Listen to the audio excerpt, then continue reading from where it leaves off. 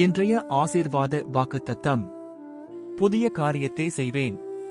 பெரும்பாலும் பைபிளில் ஏசாயா 43:19 வசனம் மற்றும் சுவிசேஷ தத்துவத்தோடு தொடர்புடையது. இதில் இயேசு தன் ஜனங்களுக்கு, இதோ நான் புதிய காரியத்தை செய்கிறேன், இப்போது அது தோன்றும், நீங்கள் அதை அறியீர்களா?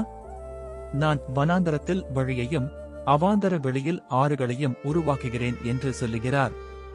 இயேசு தன் ஜனங்களுக்கு கடந்த காலத்தை மறந்து புரியாமல் கஷ்டப்பட்ட இடத்திலும் அவர் புதுமையான வழி ஏற்படுத்துவார் என்பதை உறுதியளிக்கிறது.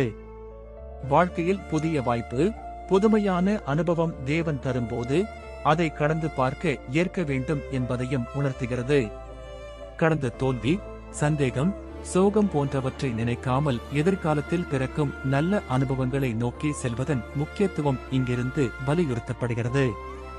தேவன் வாயிலாக வாழ்வில் புதிய காரியம் உண்டாகும் இந்த நம்பிக்கை, கீழ்ப்படிதல், புதிய வெளிப்பாடுகளுக்கு திறந்த மனம் ஆகியவற்றுடன் எதிர்கொள்ள அறிவுறுத்தப்படுகிறது. கடந்த அனுபவத்தை விட புதியது பெருமையாக இருக்கும். விசுவாசித்தால் ஆமென் சொல்லுங்க.